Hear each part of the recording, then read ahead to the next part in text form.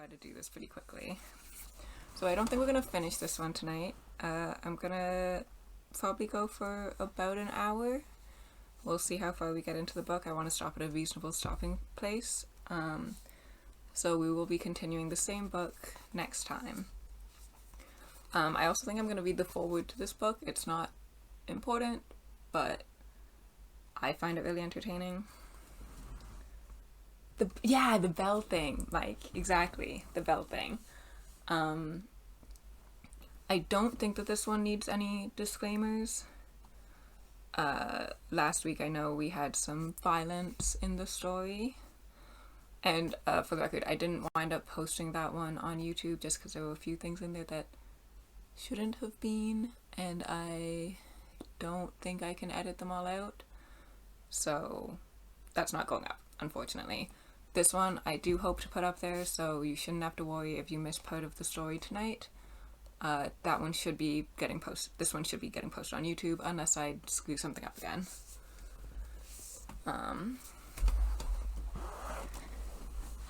Okay, so The Slow Regard of Silent Things by Patrick Rothfuss. We are reading the hardcover. I do have the jacket for this, but I do like the look of naked hardcovers. If everyone's all snuggled up and ready for bed, we're gonna get started.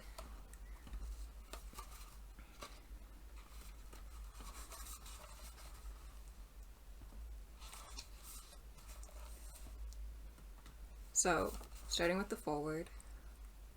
You might not want to buy this book. I know that's not the sort of thing an author is supposed to say. The marketing people aren't going to like this. My editor is going to have a fit. But I'd rather be honest with you right out of the gate. First, if you haven't read my other books, you don't want to start here. It's fine. It's fine to start here. It literally has no bearing on the other books. It's fine.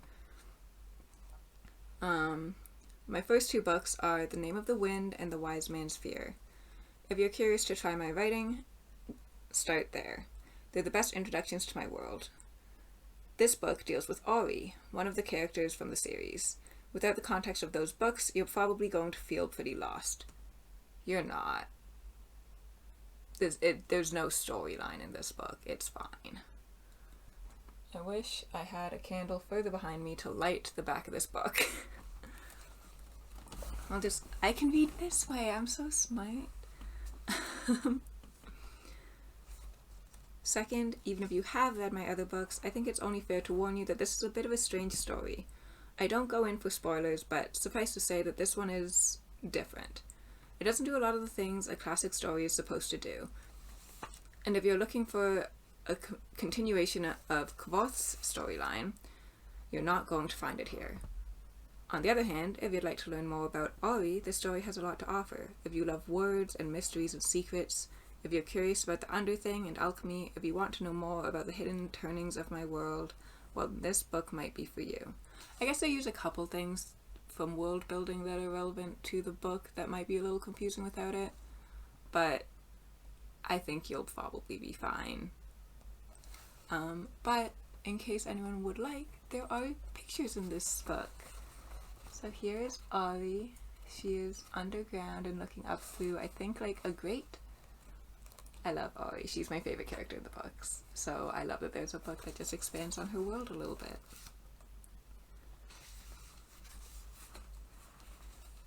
Alright, so now we are going to be starting the story.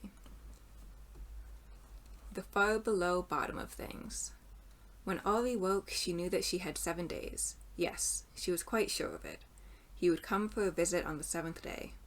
A long time, long for waiting, but not so long for everything that needed to be done. Not if she were careful, not if she wanted to be ready. Opening her eyes, Auri saw a whisper of dim light, a rare thing, as she was tucked tidily away in Mantle, her privatest of places. It was a white day then, a deep day, a finding day. She smiled, excitement fizzing in her chest. There was just enough light to see the pale shape of her arm as her fingers found the dropper bottle on her bed shelf. She unscrewed it and let a single drop fall into Foxen's dish. After a moment, he slowly brightened into a faint, gloaming blue.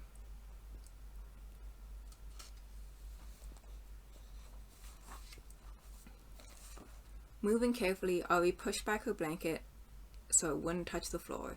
She slipped out of bed, the stone floor warm beneath her feet. Her basin rested on the table near her bed, next to a sliver of her sweetest soap. None of it had changed in the night. That was good. Another picture for everyone.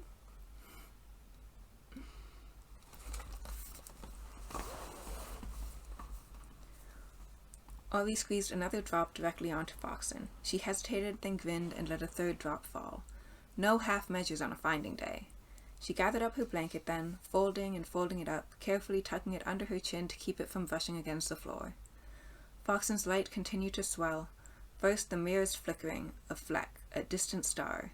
Then more of him began to iridesce, a firefly's worth. Still more his brightness grew till he was all over tremulant with shine.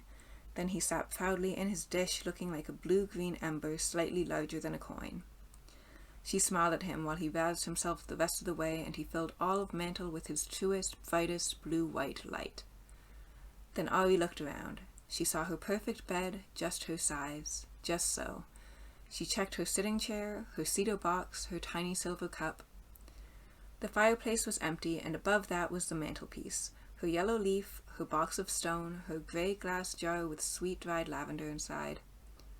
Nothing was nothing else, nothing was anything it shouldn't be. There were 3 ways out of Mantle. There was a hallway and a doorway and a door. The last of these was not for her. Auri took to the doorway into port. Foxen was still resting in his dish, so his light was dimmer here, but it was still bright enough to see. Port had not been very busy of late, but even so, Auri checked on everything in turn. In the wine rack rested a half-broken plate of porcelain no thicker than the petal of a flower. Below that was a leather octavo book, a pair of corks, a tiny ball of twine. Off to one side, his fine white teacup waited for him with patience. Auri envied. On the wall shelf sat a blob of yellow resin in a dish, a black rock, a grey stone, a smooth, flat piece of wood. Apart from all the rest, a tiny bottle stood, its wire bail open like a hungry bird. On the central table, a handful of holly berries rested on a clean white cloth. Auri eyed them for a moment, then took them to the bookshelf, a perch they were more suited to. She looked around the room and nodded to herself. All good. Back in Mantle, Auri washed her face and hands and feet. She slipped out of her nightshirt and folded in... hard night for reading. She slipped out of her nightshirt and folded it into her cedar box. She stretched happily, lifting up her arms and rolling high onto her toes. Then she ducked into her favorite dress, the same one he had given her. It was sweet against her skin. Her name was burning like a fire inside her. Today was going to be a busy day. I see messages. What's up, chat? Fish. Goldfish. They're not even going to be able to see this if I repost this on YouTube, but thank you very much for the 10 gift subs. You're so kind to me, twin. I almost didn't notice. I wouldn't have, but I saw chat moving. I still have my little preview up there. I just can't read it. Oh, I'm glad you're enjoying Goldfish. Definitely come in for more. I do these on the last Sunday of every month. I might start changing that just because of how tight it was to squish in today. But I do want to keep doing more of these, so definitely come back next time as well. I really like doing them, and I'm glad that people are enjoying them. Auri gathered up Foxen, carrying him cupped in the palm of her hand. She made her way through port, slipping through a jagged crack in the wall. It was not a wide crack, but Auri was so slight she barely needed to turn her shoulders to keep from brushing up against the broken stones. It was nothing like a tight fit. Vane was a tall room with straight white walls of fitted stone. It was an echo-empty place save for her standing mirror, but today there was one other thing, the gentlest breath of sunlight. It snuck in through the peak of an arched doorway filled with rubble. Broken timber, blocks of fallen stone, but there, at the very top, a smudge of light. Auri stood in front of the mirror and took the bristle brush from where it hung on the mirror's wooden frame. She brushed the sleep snarl from her hair until it hung about her like a cloud. She closed her hand over Foxen, and without his blue-green shine, the room went dark as dark. Then her eyes stretched wide, and she could see nothing but the soft, faint smudge of warm light spilling past the rubble high behind her. Pale golden light caught in her pale golden hair. Auri grinned at herself in the mirror. She looked like the sun.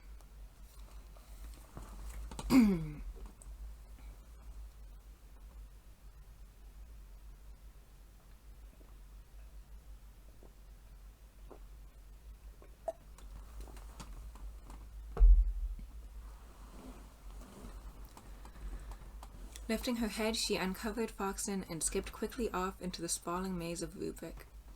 It was barely a minute's work to find a copper pipe with the right kind of cloth wrapping, but finding the perfect place, well, that was the trick, wasn't it? She followed the pipe through the round, red brick tunnels for nearly half a mile, careful not to let it slip away from her among the countless other twining pipes. Then, with no hint of warning, the pipe kinked hard and dove straight into the curving wall, abandoning her. Rude thing. There were countless other pipes, of course, but the tiny tin ones had no wrap at all. The icy ones, of burnished and steel, were far too new. The iron pipes were so eager as to be almost embarrassing, but their wrappings were all cotton, and that was more trouble than she cared to bother with today. So Auri followed a fat ceramic pipe as it bumbled along. Eventually it burrowed deep into the ground, but where it bent, its linen wrap hung loose and ragged as an urchin's shirt. Auri smiled and unwound the strip of cloth with gentle fingers, taking great care not to tear it. Eventually it came away, a perfect thing, a single gauzy piece of graying linen, long as Auri's arm. It was tired but willing, and after folding it upon itself, she turned and pelted madly off through echoing Tumville, then down and down into the 12. So Auri does communicate a little weird, which is what's making it so confusing to read, but I do find it very endearing, and I like the kind of uneven tone of the book. The 12 was one of the rare changing places of the Underthing. It was wise enough to know itself, and brave enough to be itself, and wild enough to change itself, while somehow staying altogether true. It was nearly unique in this regard, and while it was not always safe or kind, Auri could not help but feel a fondness for it. Today the high arch of space was just as she had expected, bright and lively. Sunlight speared down through the open gratings far above, striking down into the deep, narrow valley of the changing place. The light filtered past pipes, support beams, and the strong, straight line of an ancient wooden walkway. The distant noise of the street drifted down to the far below bottom of things. Auri heard the sound of hooves on cobblestones, sharp and round as a cracking knuckle. She heard the distant thunder of a passing wagon and the dim mingle of voices. Threading through it all was the high, angry cry of a babe who clearly wanted tit and wasn't getting any. At the bottom of the yellow 12 there was a long, deep pool with water smooth as glass. The sunlight from above was bright enough that Auri could see all the way down to the second style of pipes beneath the surface. She already had straw here, and 3 bottles waited on a narrow ledge of stone along one wall. But looking at them, Auri found. There was a green one, a brown one, and a clear one. There was a wide wire bailing top, a grey twisting lid, and a cork fat as a fist.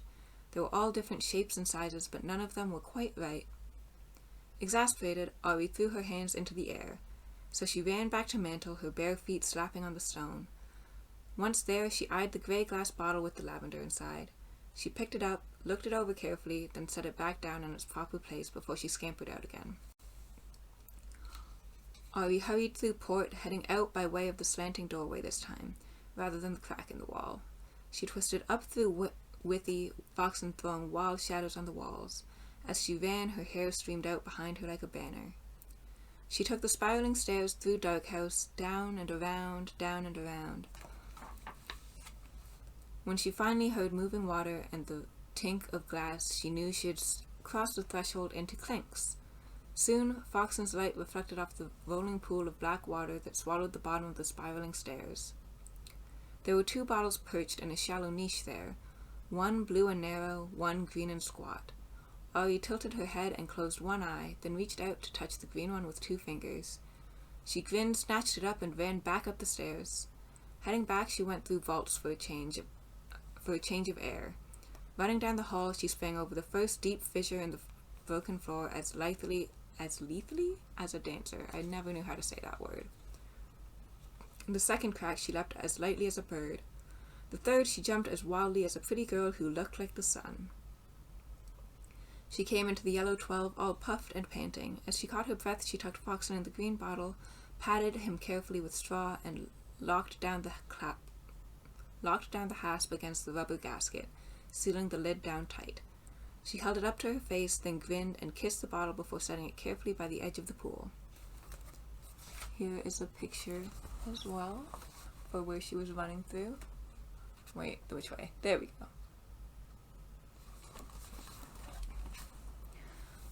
Auri shucked off her favorite dress and hung it on a bright brass pipe. She grinned and shivered, a little nervous fish swimming in her stomach. Then, standing in her altogether, she gathered up her floating hair with both her hands. She brushed it back and bound it, winding and tying it behind her with the strip of old grey linen cloth.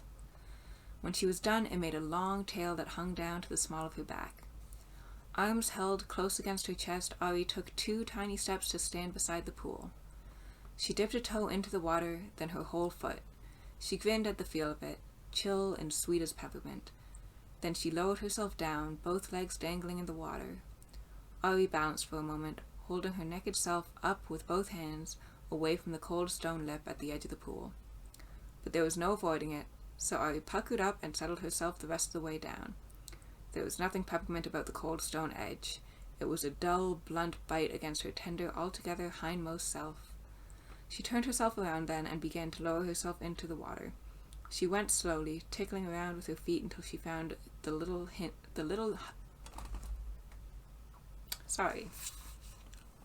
until she found the little jut of stone. She curled her toes around it, holding herself thigh deep in the pool. Then she drew a few deep breaths, screwed her eyes shut, and bared her teeth before letting go with her toes and ducking her nethers underneath the surface. She squeaked a little, and the chill made her whole self go goose-prickle. The worst over, she closed her eyes and dunked her head beneath the water too. Gasping and blinking, she rubbed the water out of her eyes. She had her big all-over shiver then, one arm folded across her breasts, but by the time it was done, her grimace had turned to grin. Without her halo of hair, Auri felt small. Not the smallness that she strove for every day, not the smallness of a tree among trees, of a shadow underground, and not just small of body either. She knew there was not much of her. When she thought to look more closely at her standing mirror, the girl she saw was tiny as an urchin begging on the street. The girl she saw was thin as thin, her cheekbones high and delicate, her collarbones pressed tight against her skin. But no. With her hair pulled back and wetted down besides, she felt less. She felt tamped down, dim, more faint, feigned. I'm sorry, those are all very similar words, and they are spelled differently. Oh, did my stream go down? Yeah, I can still see the stream on my phone. It's just my dashboard manager was showing a network error for some reason. It had like a big red box in the middle of the screen. I think it was just on Twitch's side, but I was very worried for a second. Okay, thanks guys. Yeah, I did just have to click refresh and it's fine. Just very concerned for a minute there. Sorry to interrupt the story. I'm back. Everything's fine. Everything's fine.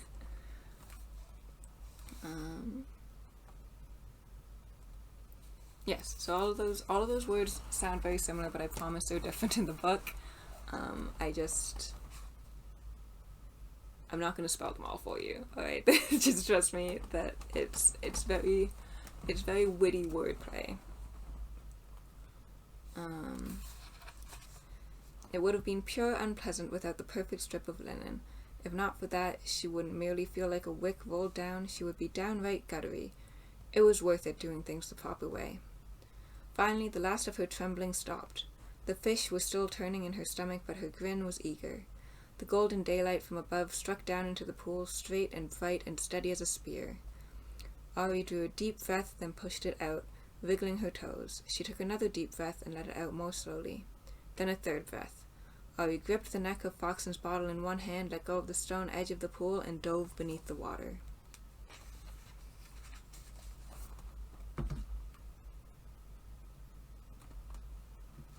Thanks, guys.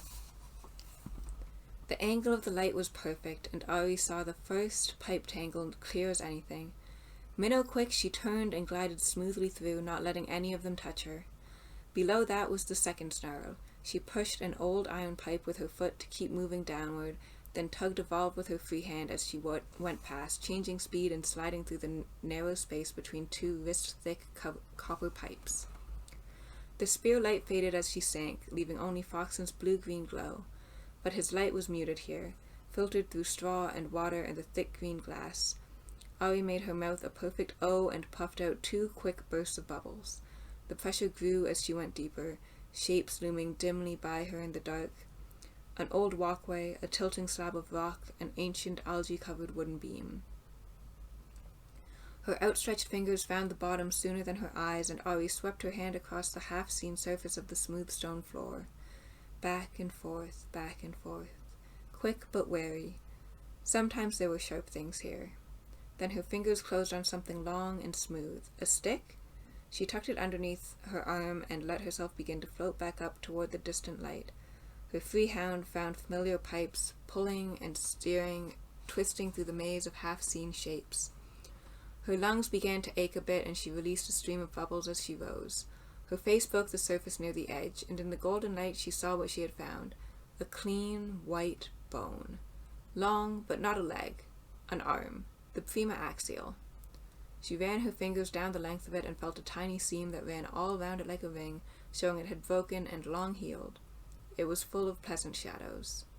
Smiling, Auri set it aside. Then she drew 3 slow, deep breaths, gripping Foxen tight, and dove into the pool again.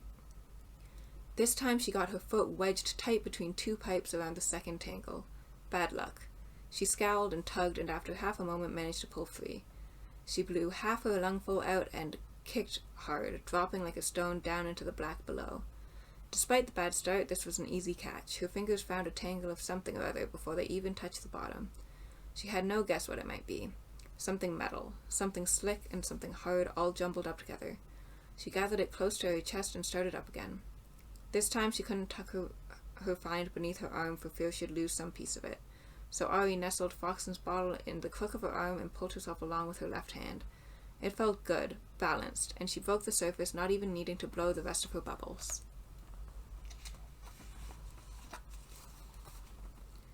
She spread the tangle out by the edge of the pool. An old belt with a silver buckle so tarnished it was black as coal, a leafy branch with a bewildered snail, and lastly, but not least, looped on a piece of rotten string all tangled with the branch was a slender key as long as her first finger. Auri kissed the snail and apologized before setting the branch back in the water where it belonged. The leather of the belt was turned against itself, but at the slightest tug the buckle came away. Both of them were better off that way. Clinging to the stone edge of the pool, Auri shivered now in tiny waves. They moved across her shoulders and in her chest. Her lips had gone from pink to pale pink tinged with blue. She picked up Foxen's bottle and checked the bail to make sure it was tight. She looked down into the water, the fish in her stomach swimming excitedly. Third time was the lucky one. Auri pulled a breath and dove again, her body twisting smoothly, her right hand finding all the friendly grips, down to the dark, the stone, the timber. Then nothing but dim Foxen's light coloring her outstretched hand, a pale blue-green. It looked the way a water nixie's must. Her knuckles brushed the bottom and she spun a bit to orient herself. She kicked and swept her hand about, skimming smoothly out along the black stone bottom of the pool. Then she saw a glint of light and her fingers bumped something solid and cold, all hard lines and smooth. It was full of love and answers, so full she felt them spilled out at just her briefest touch. For the space of 10 hard heartbeats, Auri thought it must be fastened to the stone. Then it slid and she realized the truth. It was a weighty thing. After a long, slippery moment, her tiny fingers found a way to pry it up. It was solid metal, thick as a book. It was oddly shaped and heavy as a bar of raw iridium. Auri brought it to her chest and felt its edges dig into her skin. Then she bent her knees and pushed off hard against the bottom with both feet, looking up toward the distant shimmer of the surface. She kicked and kicked but barely seemed to move. The metal thing dragged, pulling her down. Her foot bumped hard against a thick iron pipe, and Auri took the chance to brace herself and give another push. She felt a rush of motion up that slowed as soon as her foot left the iron behind. Her lungs were fighting with her now. Half full, the dumb things wanted air. She puffed out a mouthful of bubbles, trying to trick them, knowing every bubble lost would weigh her down, knowing she wasn't even near the bottom tangle yet. Auri tried to shift the metal thing to the crook of her arm so she could pull herself along, but when she tried, the smoothness of it slipped a little in her fingers, and in the sudden panic afterward, she clutched, fumbled, and Foxen's bottle knocked against some unseen shape. He slid and jostled free of Auri's grasp. Auri snatched with her free hand, but her knuckles only batted Foxen farther off away, and for a moment Auri froze. To let the metal drop would be unthinkable, but Foxen, he had been with her forever. She watched as Foxen's bottle was caught by an eddy and swirled well out of reach behind a trio of slanting copper pipes. Her lungs were angry now. She clenched her teeth and grabbed a nearby lip of stone with her now free hand, pulling herself up. Her lungs were heaving hard inside her now, so she slowly loosed her bubbles, though she hadn't even glimpsed the lowest tangle yet. It was dark without Foxen, but at least she was moving, pulling herself up in sudden awkward jerks, using whatever strange handholds she could find.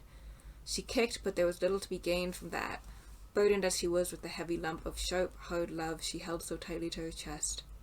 Was it the answers that it held that gave it so much weight? Finally, she dragged herself into the lower nest of pipes, but her lungs were empty now, and her body hung like lead. Normally she twisted through the tangle like a fish, her body never brushing the pipes, but she was heavy and empty. One-handed she groped and bugged her way through them. She banged her knee and frantically slid her back along something sharp. Along something sharp with rust. She stretched out an arm, but heavy as she was, her fingers didn't even brush her usual handhold. She kicked, gained another inch or two, then, despite her careful binding, her hair snagged on something. It jerked her to a sudden stop, snapping her head back and spinning her body sideways in the water. Almost immediately she felt herself begin to sink. She flailed out wildly. Her shin struck a pipe, making her whole self tingle with pain. But she quickly sought it out with her other foot, braced and shoved off hard. She shot up like a cork, fast enough so that her hair tore free from whatever rude thing had caught it. The sharp tug snapped her head back hard, forcing her mouth open. She began to drown then. Mouth full of water, she choked and gagged, but even as the water filled her nose and throat, Auri feared nothing so much as the thought her hand might slip, that she would lose her grip and let the heavy jag of metal slide away into the dark. Losing Foxen was bad. It would leave her blind and lonely in the dark. Being trapped beneath the pipes and choking out her life was awful too, but neither of those things was wrong. Letting the metal slide into the dark simply could not be done. It was unthinkable. It was so unkilter that it terrified her. Her hair was unbound now, and it swirled around her in the water like a cloud of smoke. Her hand grabbed a curve of pipe, comforting, familiar. She pulled herself up, then grabbed again and found another grip. She clenched her teeth, choked, pulled, and grabbed. She broke the surface, gasping and spluttering, then slid under the water again. A second later, she clambered her way up again. This time her free hand caught the stone edge of the pool.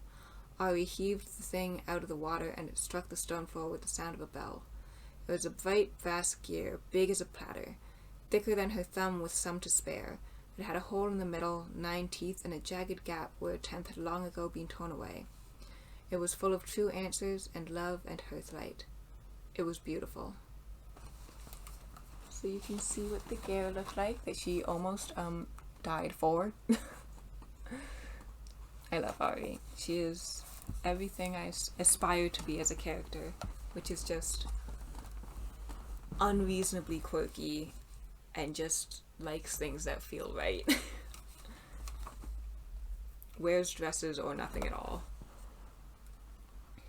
Auri smiled and heaved up half a stomach full of water on the stones, then heaved again, turning her head so that it didn't splash against the bright vase.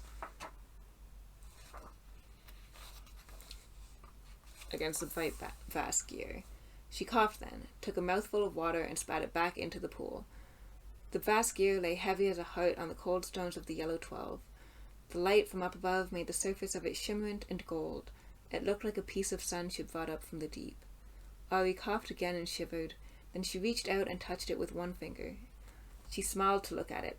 Her lips were blue. She trembled. Her heart was full of joy. All that for a gear, because the gear was full of love.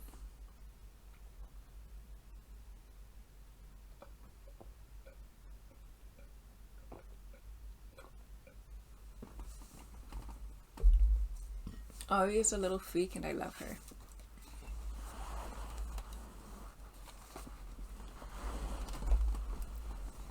She found something, decided she needed it, and committed to getting it. We respect that here. I keep forgetting that my camera is over here. It really throws me off. I keep talking to where I can see chat, but you're all over there. After she pulled herself up out of the water, Auri looked around the pool at the bottom of the 12. Though she knew better, she hoped to see Foxen bobbing idly on the surface. Nothing. Her face was solemn then. She thought of going back, but no, 3 times. That was the way of things. But the thought of leaving Foxen in the dark was enough to put a fine, thin crack straight through her heart.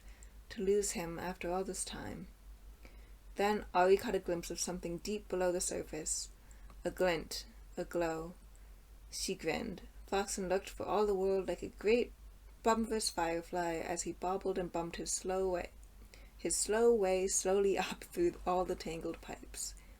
She waited 5 long minutes, watching Foxen's bottle bob and drift until it finally popped up to the surface like a duck. Then she caught it up and kissed it. She held it to her chest. Oh yes, it was well worth it, doing things the proper way. Look, she was rewarded. She was rewarded for her commitment.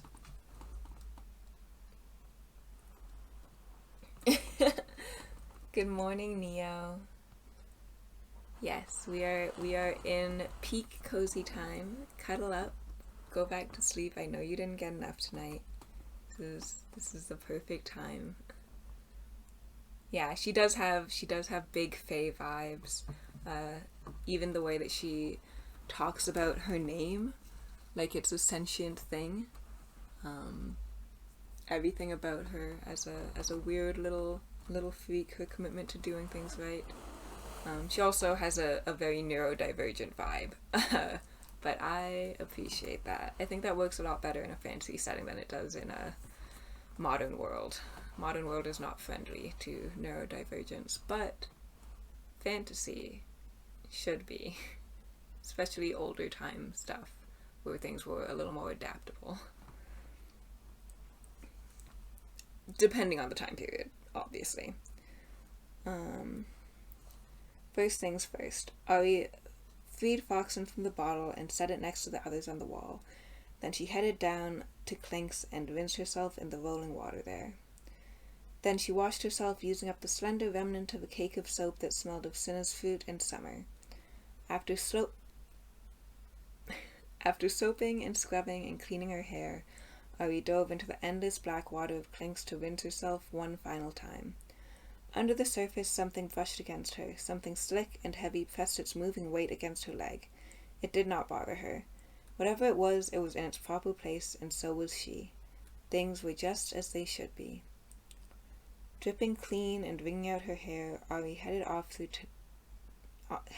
through Tenors. Not the quickest way, but it would be unseemly to head through Dunnings in nothing but her pinkness.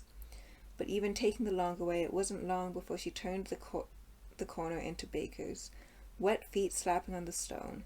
She rested Foxen on a piece of jutting brick nearby, as he wasn't fond of too much heat.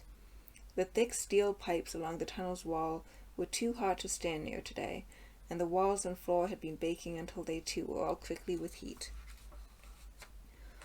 Auri spun in a slow circle to keep any part of her tender altogether from getting toasted by the silent red roar pouring off the pipes. It was only moments before the place had dried her skin, set her fine hair floating, and cooked the shivers from her icy bones. After that she fetched her favorite dress from the yellow 12. She slid it over her head, then carried all her treasures back to port, where she arranged them on the central table. The leather belt was etched in odd curling patterns. The great vast gear was bright straight through. The key was black as black, the buckle, though it was black with white beneath. It was a hidden thing. Might the buckle be for him? That would be a good beginning to the day, a nice thing to have settled early on. His gift all ready with his visit days away. Auri eyed the buckle sharply. Was it a proper gift for him? He was a tangled sort, and he was much hidden too. Nodding, she reached out to touch the cool, dark metal. But no, it didn't suit him. She should have known. He was not a one for fastening, for holding closed. Neither was he dark. Oh no, he was emberent, incarnine. He was bright with better bright beneath, like copper gilded gold. The gear would need consideration. It almost felt like it could be for him, but that could wait. The key needed urgent tending. It was for certain the most restless of the lot. Well, I guessed that one. I guessed that line. There wasn't even a slim sliver of surprise. Keys were hardly known for their complacency, and this one was near howling for a lock. Auri picked it up and turned it in her hands. A door key. It wasn't shy about the fact at all. Black key, white day. She cocked her head. The shape of things was right. It was a finding day, and there was no doubt the poor thing badly wanted tending. She nodded to herself and slipped the key into the pocket of her dress. Even so, before she left, Auri helped everything to find its proper place. The belt stayed on the central table, obviously. The buckle moved to rest beside the dish of resin. The bone nestled almost indecently close to the hollyberry. I just realized I forgot to show you a picture on the last page. My mistake. We have the tangle of pipes in the hallway that I believe these are the ones that she was drying herself on. Can you guys see that? I hope you can see that. Was there more chat?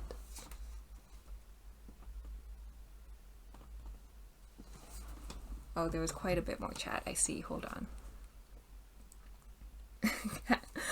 That's actually a really good shortcut. I should make !book command. We are reading The Slow Regard of Silent Things by Patrick Rothfuss.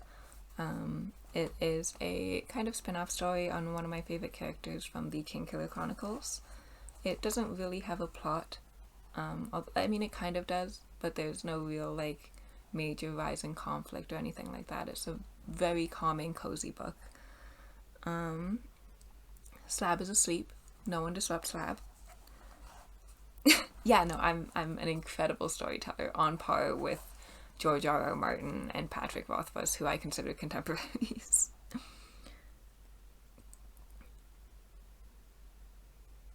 No. I do like to know what's going on in chat. It's not my biggest priority when I'm reading, but I do like to know.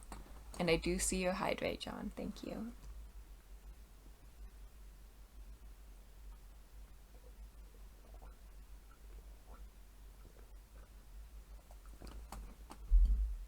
For anyone just arriving in, I do plan to put the entirety of this VOD onto YouTube, or the entirety of the story reading portion. So if you've missed anything, it will be up later, hopefully. I did lie last time, so here's hoping I'm not lying this time. Thank you, Goldfish. More forehead kisses for everyone. Alright, we will return to the story. Thank you for the present little break. And the hydrate. I think I needed it. Where was I? The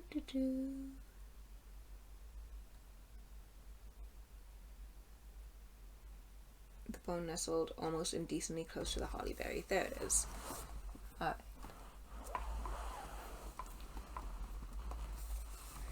The gear was troublesome in this regard. She set it on the bookshelf, then moved it to the table in the corner. It leaned against the wall, the gap from its loose tooth pointing up into the air. Auri frowned. It wasn't quite the proper place. Auri brought out the key and held it in front of the gear. Black and brass, both for turning. They had 12 teeth between them. She shook her head and sighed. She put the key back into her pocket and left the great brass gear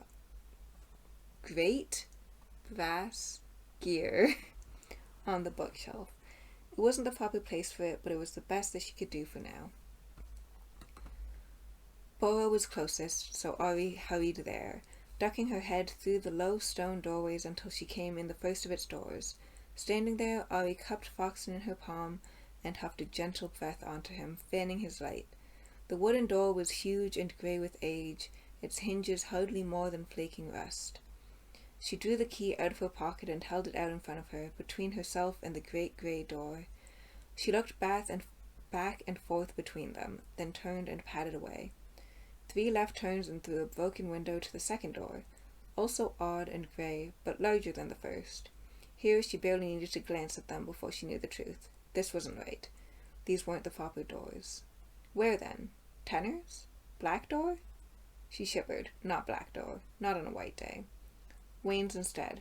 Then Tenner's. Even Thorough Bottom. This was not a key for Black door. No.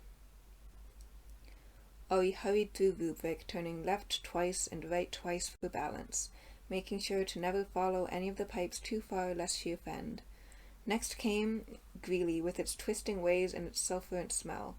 She got a little lost there among the crumbling walls, but eventually made her right way to Crumbledon, a narrow dirt tunnel so steep it was little more than a hole. Auri scampered down on a long ladder made of lashed-together sticks. The bottom of the ladder dropped into a tiny, tidy room of finished stone. It was no bigger than a closet. Empty except for an old oak door all bound in brass. Auri brushed off her hand, swung the door open, and stepped lightly into Wanes. The hallway was wide enough to drive a wagon through, high-ceilinged and long enough that Foxen's light could barely reach the tangle of debris that blocked the far end. Above her, blue-white lights scattered off a crystal chandelier. Dark wood paneling hugged the lower portions of the walls, but above that was ornate plasterwork. There were broad frescoes decorating the ceiling. Women in gauze lounged about, talking and rubbing oil on each other. Men frolicked about in the water, flapping around ridiculously in their absolute altogether. Auri took a moment to look at the pictures, as she always did, grinning wickedly. She shifted her weight from side to side, the polished marble floor chill beneath her tiny feet. Both ends of Wanes were blocked by fallen rock and earth, but in the middle it was clean as a crucible. Everything dry and tight as you please. No damp, no mold, no drafts to bring in dust. Altogether, men or no, it was a seemly place, so Auri was careful to comport herself with full decorum. There were 12 oak doors lining the hall, all fine and tight and bound in brass. Over her long years in the underthing, Auri had opened 3 of them. She walked along the hall, Foxen glowing brightly in her upheld hand. After a dozen steps, a glimmer on the marble floor caught her eye. Skipping close, she saw a crystal had fallen from the chandelier to lay unbroken on the floor. It was a lucky thing, and brave. She picked it up and put it in the pocket that didn't have the key inside. They would only fuss if they were put together. This is a picture of the crystal in the little bottom corner. Tiny pictures. I like the way they integrated pictures into this book, considering it really isn't a picture book. I think it's really nice. They planned it with all of the words and everything. Microsoft Word couldn't do this. Beep, beep, beep.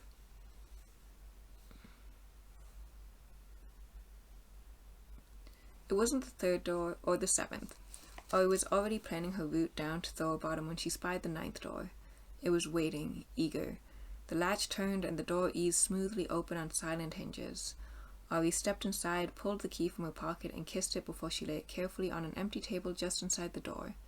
The tiny tap as it touched the wood warmed her heart. She smiled to see it sitting there, all snug and in its proper place.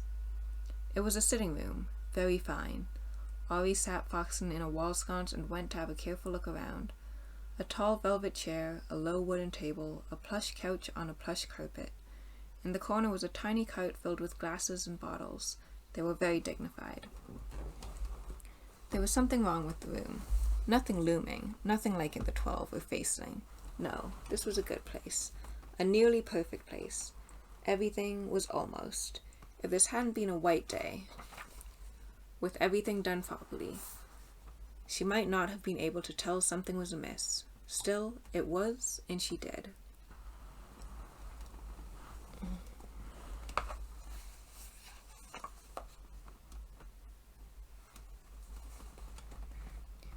Auri stepped around the room, hands clasped firmly behind her back. She eyed the cart more than a dozen bottles, all colors. Some stoppered and full, some holding little more than dust. There was a burnished silver gear watch on one of the tables near the couch. There was a ring, too, and a scattering of coins. Auri eyed them cautiously, touching nothing. She moved daintily, one step, another. The dark plush of the carpet was sweet beneath her feet, like moss, and when she bent down to run her fingers over the hush of it, she glimpsed a tiny whiteness underneath the couch. She reached deep into the shadows with a small white hand, having to stretch a bit before her fingers caught it, smooth and cool. It was a tiny figurine carved from a piece of pale, retiring stone, a small soldier with clever lines to show his hauberk and his shield. But his truest treasure was the sweetness of his face, kind enough for kissing. It didn't belong here, but it wasn't wrong.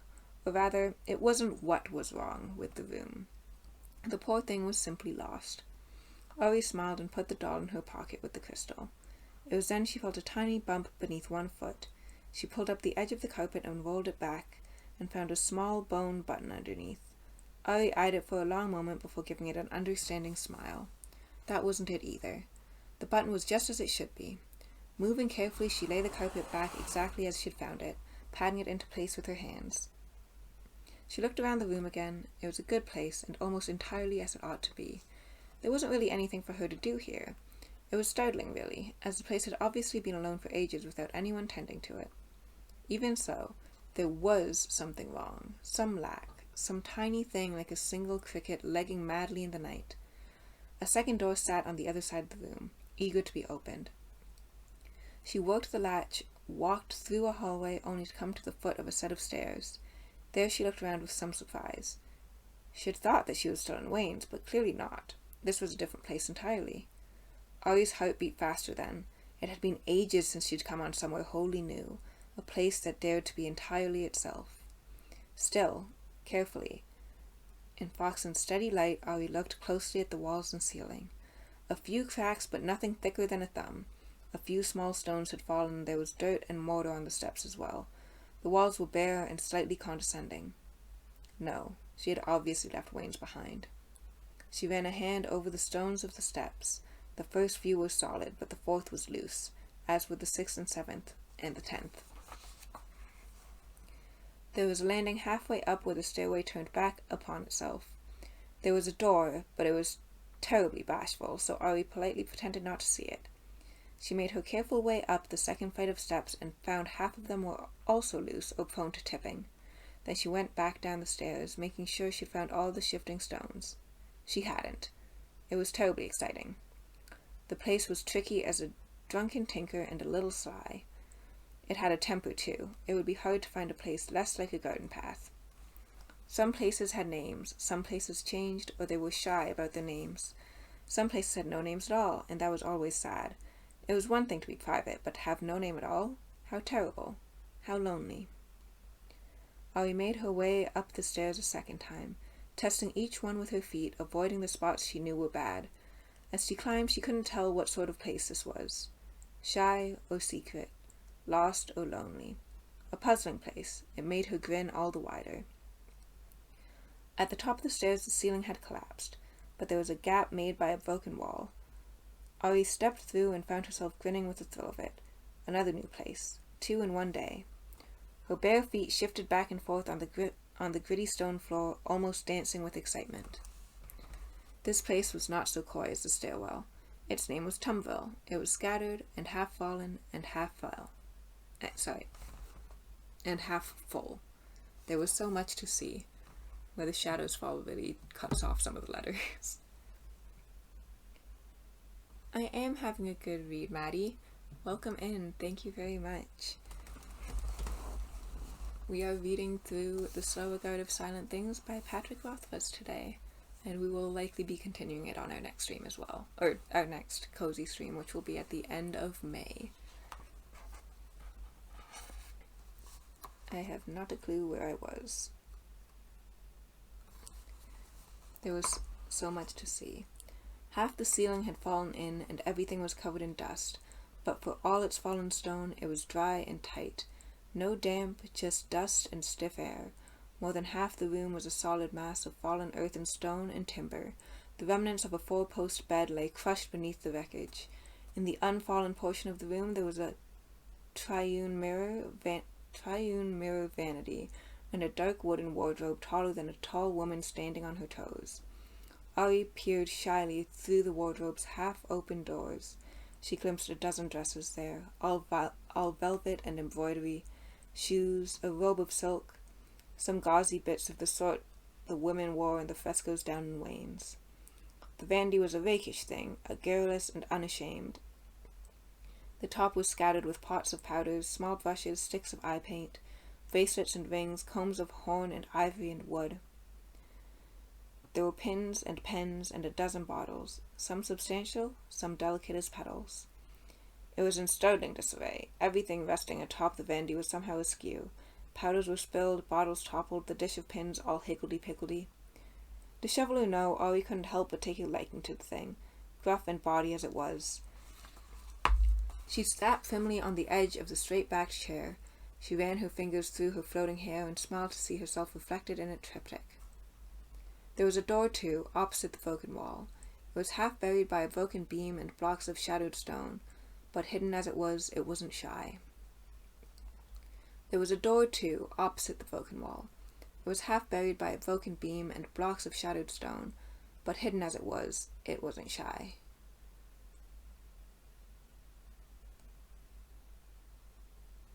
Did I read that twice? I feel like I read that twice. Sorry. Auri went to work then, setting things to rights as best she could. She shifted the wooden beam that blocked the door, lifting and straining a few inches at a time until she could lever at it with another piece of fallen timber. Then she cleared away the stones, pushing the ones she could not carry, rolling the ones she could not push. She found the wreckage of a small table underneath the stones, and amid the splintered wood she found a length of fine, white, tattered lace. She folded this up carefully and put it in her pocket with the crystal and the small stone soldier. Once the way was clear, the door pulled open easily, its rusted hinges moaning. Inside was a small closet. There was an empty porcelain chamber pot. There was a wooden bucket, a brush of the sort you would use to scrub the deck of a ship, and a tight birch broom.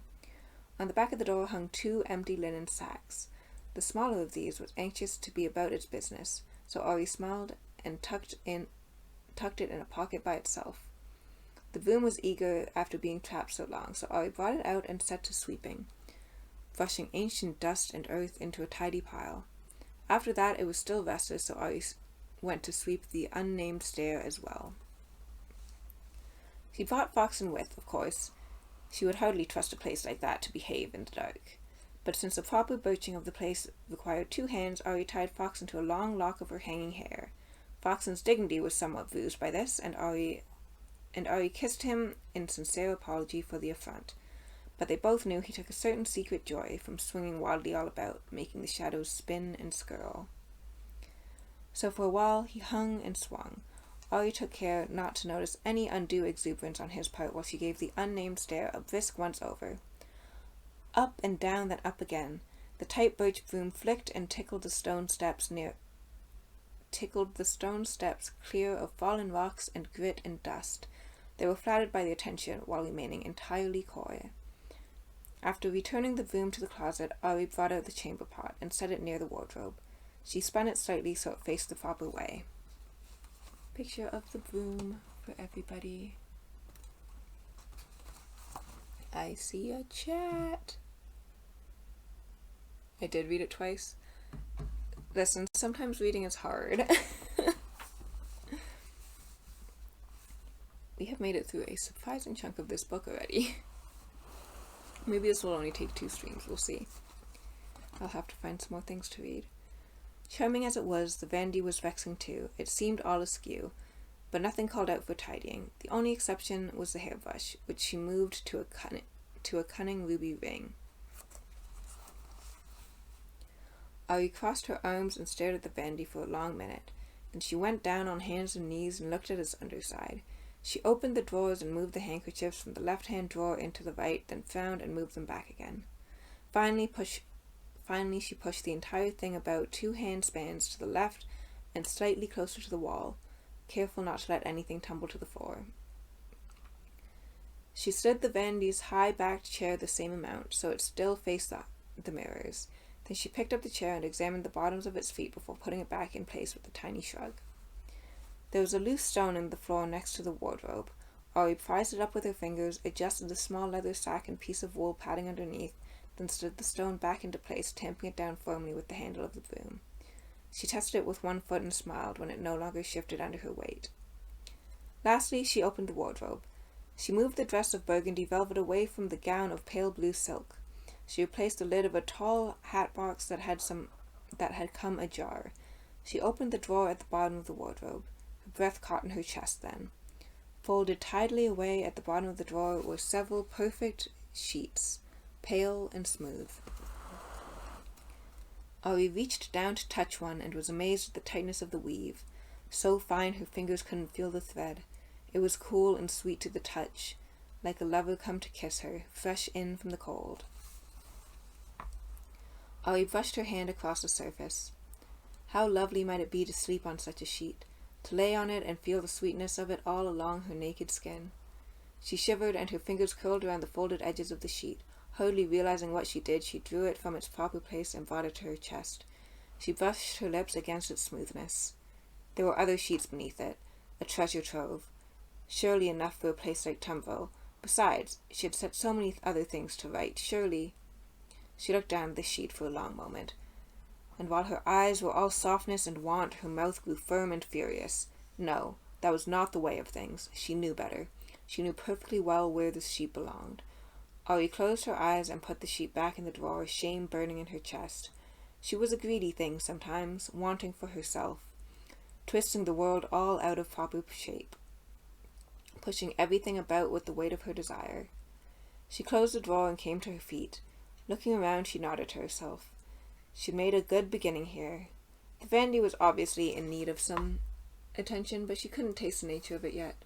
Still, the place had a name and everything obvious was tended to. Auri took Fox and headed down the unnamed stair, through Wanes and Crumbledon, and all the way back to Mantle. She fetched fresh water, she washed her face and hands and feet. After that she felt much better. She grinned, and on a whim she sprinted off to delving. She hadn't visited in ages, and missed the warm earth of it, the closeness of the walls. Running lightly on her toes, Auri danced through Rubik, ducking pipes. She skipped through woods, reaching out to swing herself from time-worn beams that held the sagging roof at bay. Finally, she came to a swollen wooden door. Stepping through, she held Fox in high.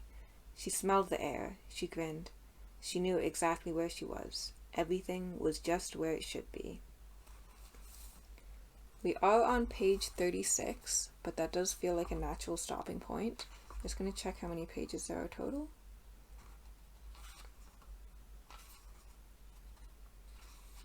Mm.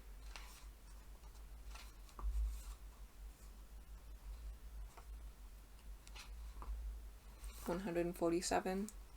So we're a little less than a third of the way through.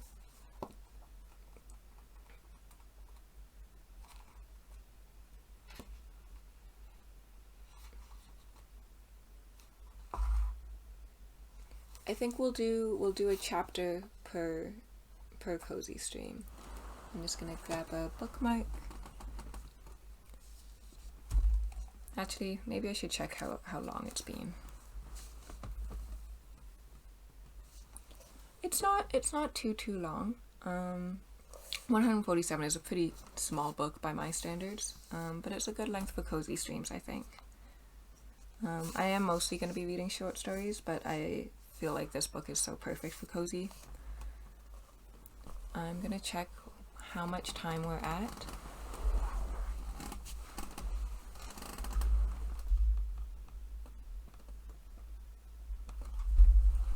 Okay, it is admittedly a little bit shorter than I want it to be, but I would like to do this book for at least 3 sessions, so I do still think we're going to leave it there for now.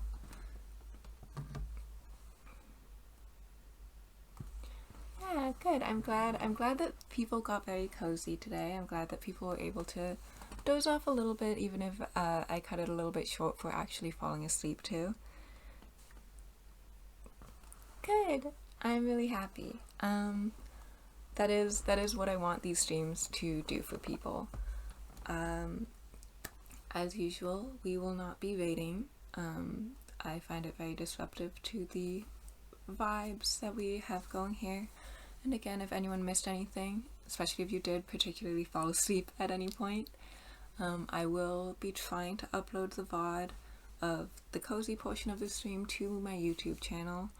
I have a bad track record of doing that, but I should be, and we will be continuing the slower guide of silent things next month at the end of the month, the last Sunday.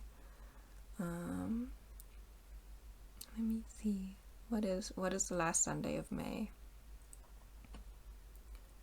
We will be back on May 29th. So I will see you all then. It is going to be a very awkward stand up and go to turn off the stream now. But thank you everyone for coming through.